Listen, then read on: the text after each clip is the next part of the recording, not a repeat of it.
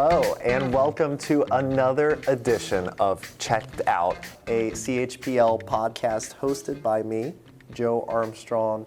We are here at episode number 4, and this is one you don't want to miss. And I know you may have been hearing a little construction in your neighborhood, whether you've been in Oakley or Mount Washington or Marymount or literally over a dozen other places in Cincinnati and Hamilton County. We apologize for the noise, but we promise it's worth it. This is all part of our facility master plan, our multi-year improvement project aimed at improving the spaces for all 41 library locations for your Cincinnati and Hamilton County Public Library. And for this episode, I couldn't think of two better people to have to give us a little bit of context and give you guys a little bit of behind the scenes about this whole initiative. We have Kathy Bach, our Public Services Director. Kathy, welcome. Thank you so much, Joe. Yeah, Megan Wurth, our Capital Planning and Projects Manager. Megan, welcome. Yeah, glad to be here. All right, so let's dig in. If you're not super familiar with the Facility Master Plan, or here at the library, we also call it the FMP. Kathy, can you explain a little bit about what the Facility Master Plan is? Sure. So I like to think of it as a roadmap, really, because it's our guiding document that helps us plan the future of our libraries. We have a very historic library system here in Hamilton County, and a lot of our buildings are quite aging, and it's time to do some upgrades to them. So how do you take care of 41 locations? Well, you need a plan. So we have our FMP, and it's really our guiding document that summarizes. We like to plan out for about 10 years, and we started this in 2018, and really the best part about it is that it is all community driven. We went out and talked to every community that we have libraries in. We held engagement sessions. We got feedback from our users, our customers, our community members, and we took what we heard and we rolled that into part of our plan. Now, I say it's a roadmap because things change along the way, so we need to be open to real estate opportunities, things that come up. If your roof collapses, obviously that's going to become a priority. So we have it's a really good Price Hill. Yes, exactly. It's a great roadmap. So we're going to kind of dig into what it's looked like so far and then what it may look like in the future. Yeah, I think we can all relate to when you're in the middle of a project at your house and you find a few other surprises in the walls. And for the Price Hill branch, the roof was one of those. Yes. And I just want to say that if anybody who's listening wants to actually look at our roadmap, it is on our website, so chpl.org, and then it's called Next Generation Library. So you can see all of the projects that we're talking about here today. Good point, Megan. Yeah, and we're about halfway through. If you're keeping score at home, we have 41 library locations. By the time you hear this podcast, about half of them will be improved in some way or shape or form. And let's dig into what will be the most recent one as we speak, the Oakley Branch Library. Megan, why don't you tell us a little bit about that project? Yeah, so our priority for Oakley, talking about maintenance and things happening, we had a 35-year-old mechanical and electrical system in the building. So we don't want to get to the point where we're at failure. So we're trying to update these things before we have an issue. So this is really a maintenance project. So when you go in, you'll have new air conditioning and heating, which will be lovely, because what we heard from that community is they wanted a comfortable space. They wanted to be able to come in and stay, have comfortable seating, really be able to be there a little bit of a long term, maybe come there to work from home, but you're working from the library. So we've also updated the interior space. We have new soft seating, some booths. There's an expanded children's area, and then you will see new lighting and new paint colors and new carpet. So you get a nice refresh, but really still the same welcoming branch staff and space to just sort of live in there for a little bit. Right, and I think a lot of the projects that we talk about start off with a need like roofing or electrical or something like that, and then we use that opportunity, if we have to close for a little bit to do the work on that, well, let's see what else can we do. Let's do, you're going to redo your kitchen, let's do a little paint, little tile, little carpet, things like that along the way. So you'll see that throughout all the projects we talk about. Absolutely. And for all you eagle-eyed library lovers out there, we also try to give a little nod to each neighborhood. We'll get into that on some of these other projects, but when we can, we like to make the branches a little unique, thanks to the work of many CHPL staff. Yeah. What's next on the list, Kathy? So after Oakley, Marymount will be open, and that was one that we started off with electrical, HVAC, ceiling systems. But of course, both Oakley and Marymount, I'm very excited for the public to have a dedicated meeting room and community space, because neither of those branches had that before. And so doing this work gave us an opportunity to add those in, and that was something we heard from all of the meetings that we attended in various communities, is that, you know, public space is becoming a bit of a commodity, and at the library you can, you know, reserve the room and, you know, reserve a meeting room or a community space for your book club, your birthday party, all kinds of different things. So we want to try to incorporate that in as many of our projects as we can. So Marymount is coming up, and they're also really going to have some really cool stuff for the kids. I mean, we serve all ages, so we always try to make upgrades for every age that uses the library, which is really everyone. Yeah, definitely. And then just, yeah. I just would say, Joe, you pointed out before, like having community identity in these branches. Yeah. So definitely at Marymount, that was something that we were focused on, because it's a lovely brick building. It has an aesthetic that is unique to itself. And so we wanted to celebrate that. So when you go in and you see the interiors refreshed, it's not like we're taking everything out. We're definitely keeping a lot of that character that was already in the space and just sort of enhancing it. Right.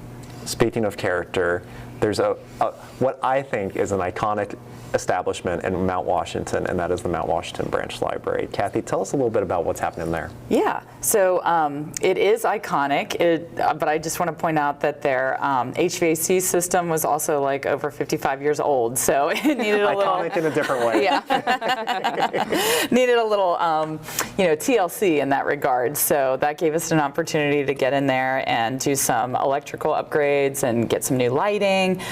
So it's going to look really great, and as Megan said, we're really maintaining a lot of that character and charm that you see at that building, but adding in that meeting room for people to use. We're also adding in some makerspace equipment. That was something we heard a lot throughout the community, throughout our sessions, was that people wanted a place, you know, we have this great makerspace here at the main library, but can we get some of that equipment out into the branches? So you'll see a little bit of that in Mount Washington. Yeah, I'm excited. We're putting in, like we have in a number of the newer branches, a fireplace. So we have a nice, like, cozy reading area around a fireplace that you can come in and enjoy, you know, whether it's picking up the newspaper or current magazine or just picking a book off the shelf and staying for a little bit. So that is going to be a really nice feature out there. Yeah. Definitely. Okay, my neck of the woods, Sims Township. I couldn't be more excited about this. I drive by the project every day, and it's looking great. Yeah, it's really coming along, and I am super excited too. I used to work at Sims. This was one of the branches that I managed, and so I am very familiar with the constraints of that of the old building. And I mean, Sims, everybody really just uses that library. They circulate so many books. They are so busy. So we are making it about 30% larger than the previous one. I mean, they have just such high traffic patterns and such use there. So we're going to really lean into that. And you know, some of the things I'm excited about with the Sims branch are we had an opportunity to do some renewable energy there. So you'll see solar and EV charging. So that is all coming new to the Sims library. But the coolest thing, in my opinion, is going to be the children's area.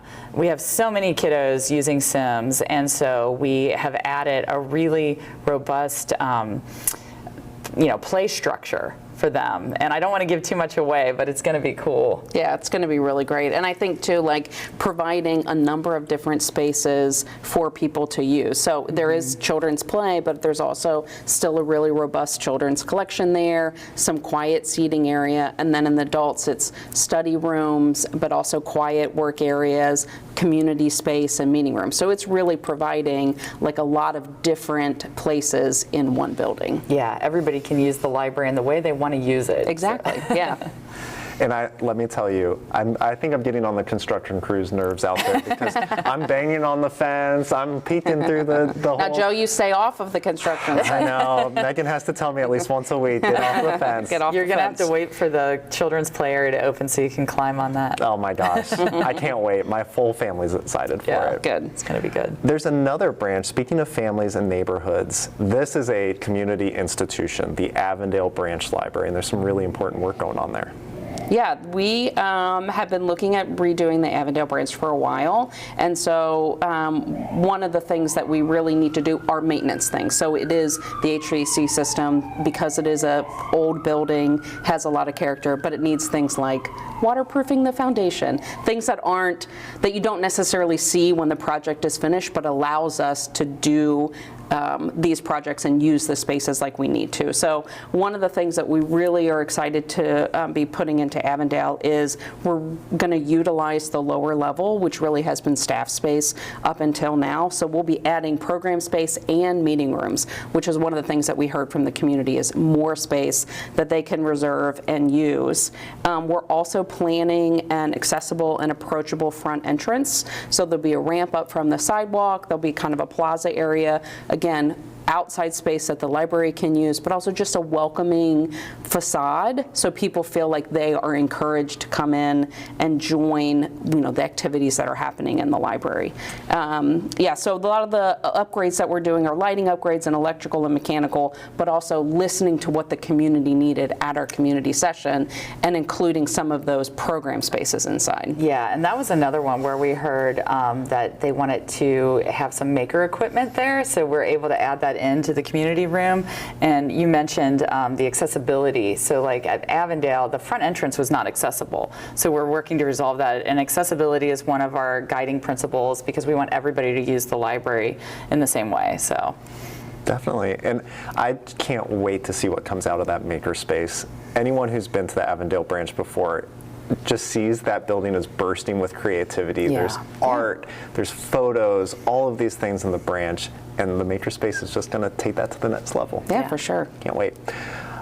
College Hill. This is an interesting project that is really geared to revitalize a new business hub district in that neighborhood. Megan, tell me about College Hill. Yeah, College Hill was a little bit of a surprise opportunity. I mean, that was one that had been on our FMP list, but as Kathy said before, like it's a roadmap, and sometimes we have to take a little detour. So this is an opportunity was presented to us to purchase the property at the corner of West North Bend Road in that thriving redevelopment College Hill Business District. So we're actually buying, it's an old CVS or Rite Aid building, and so we call it adaptive reuse. So it's taking an existing building and then making it something new. So instead of tearing something down and creating waste, we are going to utilize what is there and have it be a little bit, environmentally conscious in so much as we can reuse a building that's already on the site. And I think it's going to be a great anchor for that area. And so we're in the early planning stages,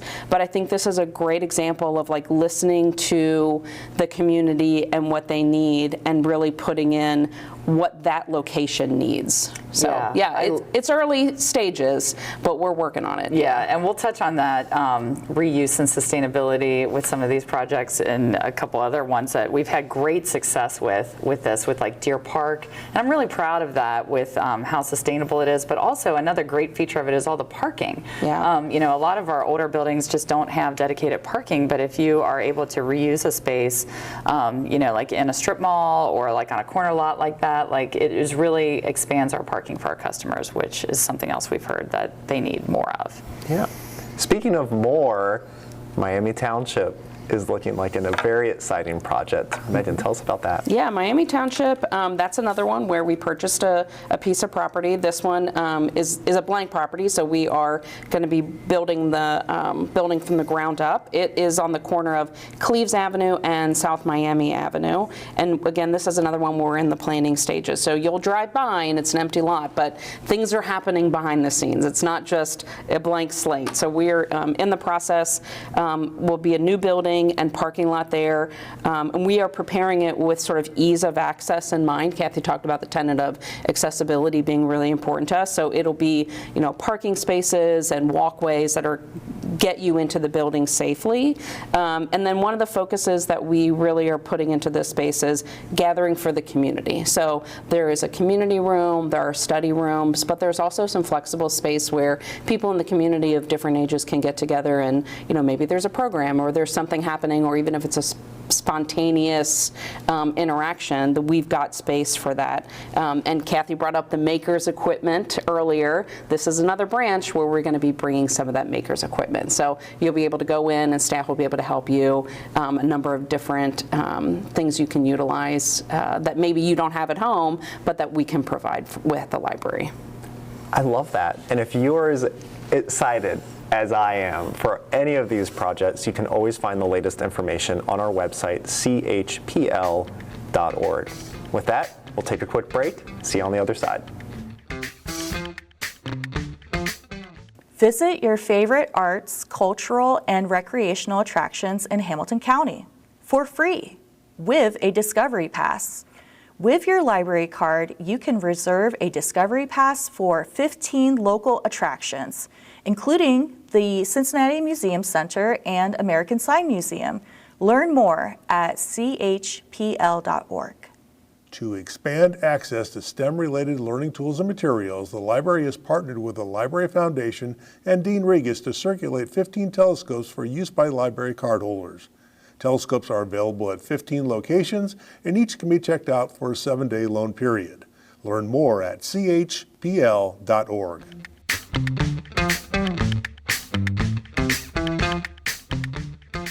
Welcome back. As you can see, we have a lot of projects in the works, but we are also coming hot off the heels of some recently completed projects that are already receiving some great positive attention from our customers. And we'd love to share kind of the history of the project and some of our, what our favorites are after they've been open for a minute. We don't have favorites, though. We love them all. I was trying to sneak that in for Kathy. It's my mission. So No one picks a favorite child out loud, right? Exactly. So let's get it started. Kathy, tell us about Forest Park. Okay, sure. So if I had to pick a favorite, this one would be on the list. Okay, I thought we had it. That was close. And only because this was one, we opened up the Forest Park branch, the new branch, in September of 2024, and it was our first ground-up next-generation library. It's over 26,000 square feet. The community really came out to these engagement sessions, and we're very open to doing something different and bold and new in the Forest Park community. And so not only has it gotten great feedback from the community, it's also won an award for architecture, so we're very proud of that. Yeah. But that being said, like the things that are in it and the people using it, like this is just a community that's really using their library. We added a full maker space here, and it has been just such a great incubator for like small business development and entrepreneurship. It's awesome. So they have a full maker space. They've got over 90 parking spaces, so there's plenty of room for people out there. It's much larger than their older branch. Big community room, and my favorite feature of this branch is there's kind of like this area right off the community room that has this natural sunlight, and it's a great gathering space for people. And every time I'm out there, I see people that are using the library, but like maybe sitting there connecting with others. A lot of seniors will go there and play cards. Book clubs meet there. It's just such a great little like hub for the Forest Park community. So I love that. I love all the colors, the functional seating, meeting spaces. I mean, it is the kids area. I could go on and on. I would say, Kathy, you maybe be on the top of your favorites list.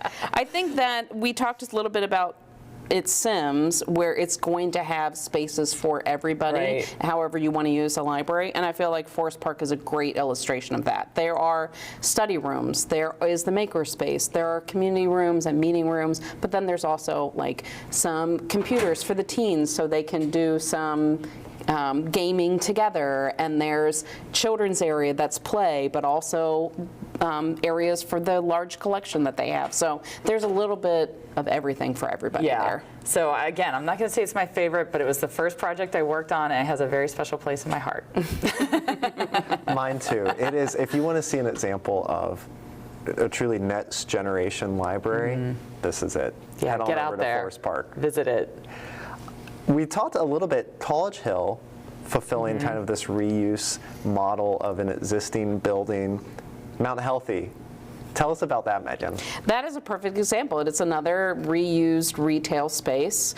We were approached that this was an opportunity for us to move into, from the smaller branch that was there now, we're really just moving down the street. So if you go through, I think back in the website, you can see some of the pictures where we did a little book handoff down the street as we transferred some of the collection over. But this was a reuse and really kind of trying to anchor there at Hamilton Avenue. It does improve parking and accessibility, a lot of those things that we've been talking about. One of the big features that I think people were excited about is there's a drive-through. So you can have drive-through service there, but also creates meeting rooms and some study pods, and also just a comfortable environment for people to be in the library for like a longer period of time. There's a children's area with some soft seating, so you can bring your kids in, they can play and engage with people at the library, but also there's space for adults there too. Yeah, the drive-through is so convenient. I get such good feedback about that. You know, if you aren't able to come in, it's raining, you can just zip through, and they have treats for dogs. Oh, yay.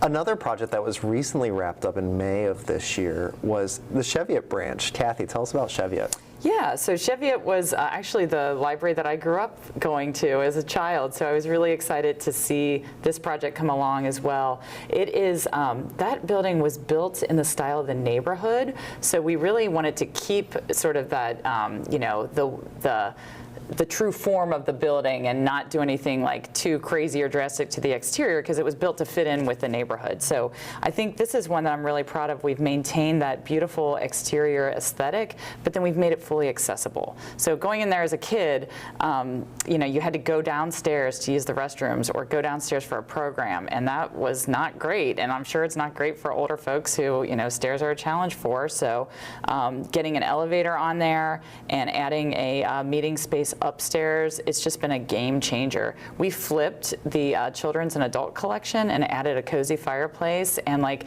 that lovely little area out front that overlooks, you know, the greenery and the park. It's great to sit there and read a book. But yeah, it turned out really well, and I'm just so proud of that space. Yeah, it's small but mighty. There's a lot of things that are happening in there. There's a lot of different kinds of seating, and there's a lot of the children's area has new play equipment, and like I said, Kathy, moving that meeting room upstairs. So there's a lot packed into that one branch. Yeah. And for your little ones out there, there's a newly opened Cheviot diner that you can take and cook up something nice in the library. Right, and the Shepherd's Diner, that's right. That's right. All right, and then right now, where we are recording all of our episodes of Checked Out is the downtown Main Library, which had a big renovation this past year. Kathy, tell us about that. Oh my goodness, yeah. So Meet Me at Main was our kickoff when we opened up our newly renovated Main Library here in the summer of 2024, and we did extensive work inside. We were closed for many months to replace our skylight, our elevators, energy retrofit, roof replacement. We totally redesigned the atrium. This is just a really beautiful space that we've redesigned to make more modern and meet accessible customer needs. Added wayfinding with this beautiful social staircase, which is kind of probably, I would say, like a signature piece. Oh, for sure. Of this building. And again, a great children's area. We were able to combine the children's and adult areas into one building. So we still have our north building that has all of our technology, makerspace, computer area, but we consolidated all of our sort of more traditional library services over here into our south building. So if you haven't had a chance to come down and see this one, it's a stunner. It's a destination. When I have friends who are coming from out of town or family, I tell them, catch a Reds game, FCC, Bengal, do the Cincinnati things, and add this to your Cincinnati must-go list, the Downtown Main Library. Yeah, and I think one of the big improvements that happened to sort of facilitate all of that is the work that we did outside the building. So down on Vine Street, if you have been down here before, we sort of had a raised section in front of the doors to Vine Street. All of that has been leveled to one level, so it's very welcoming and accessible, and you can see into the kind of the new glass curtain wall on that side of the building and really see the social stairs. And my favorite part about the social stairs is the way that it was designed. It lists the albums that have been recorded in Cincinnati, the artist, and the year that they were recorded as we move from the first floor up to the top level.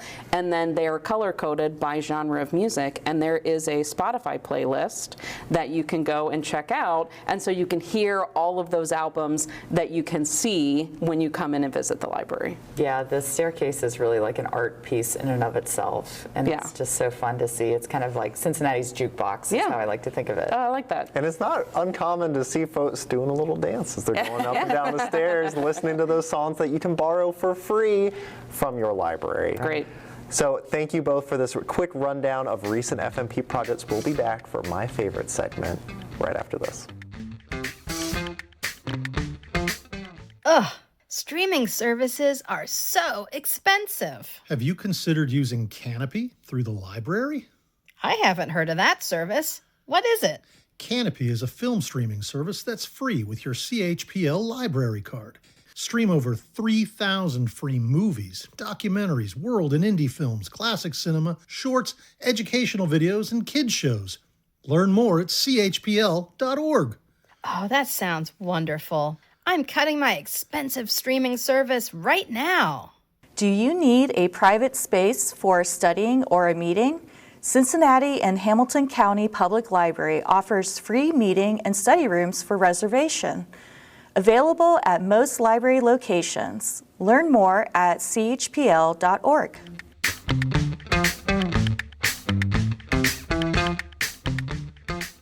And here we are now at, don't tell anybody, Kathy, my favorite part of the episode, where we hear what library staff are reading and plan to read, or maybe even recommend for you at home. Kathy, I had a little sneak peek at your list. I'm excited about it. Tell us about your picks. So I'm in a book club, and I get all of my books for my book club from the library. The librarians help me pick them out. It's a great service. You can get what they call a book club card, where they will put all these books on your card for you. So I get like 10 copies of the same book every month, and I share them with my friends in my book club. Makes it so easy. Yeah. Couldn't be easier. So the book we just finished with book club was called West with Giraffes by Linda Rutledge. And and the hallmark of a great book club book is one that not everybody likes, but some people do, so you can kind of have that passionate discourse. So this was kind of people were divided on this book, Where'd you which I fall really on loved. the fence? I liked it. I don't know that I loved it, but it would be a great movie, and it's based on a true story. Megan, what do you have on your list? So I have just finished Brandon Sanderson's Tress of the Emerald Sea.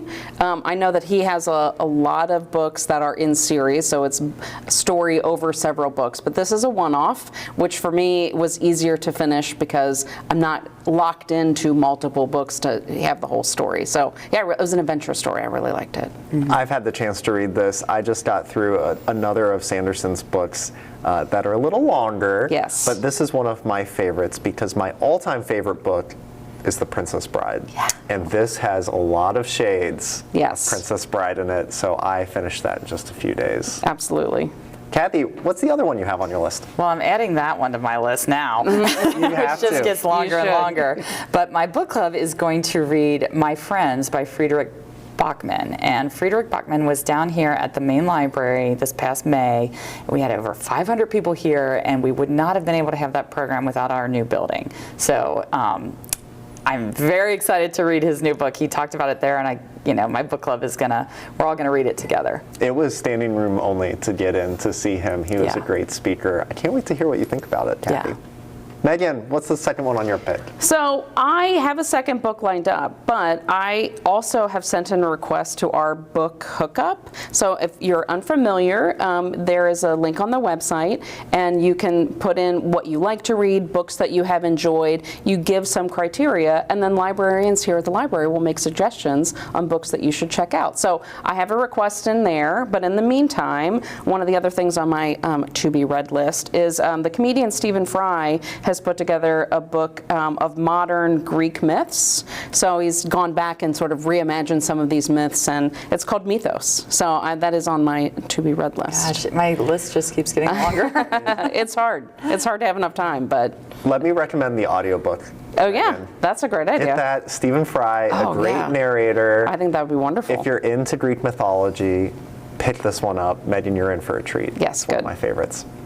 And that is that, folks. Thank you for joining us on this latest episode of Checked Out. Kathy, thank you for being here today. Thank you so much. And thank you, Megan. I appreciate it. If you have any interest in learning more about our FMP projects, head on over to chpl.org. And if you want to pick up any of the books that Megan and Kathy mentioned before they take each other's, head on over to the episode description of this episode, and we have a book list set up just for you.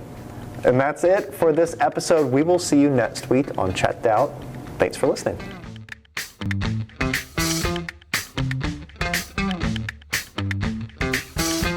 Checked Out is a podcast presented by the Cincinnati and Hamilton County Public Library. It is produced by Paul Wellington. It is sound engineered by Steve France. Hosted by Joe Armstrong. Supported by the CHPL brand team, as well as the hundreds of library staff across Cincinnati and Hamilton County. Thank you for joining. We'll see you next week.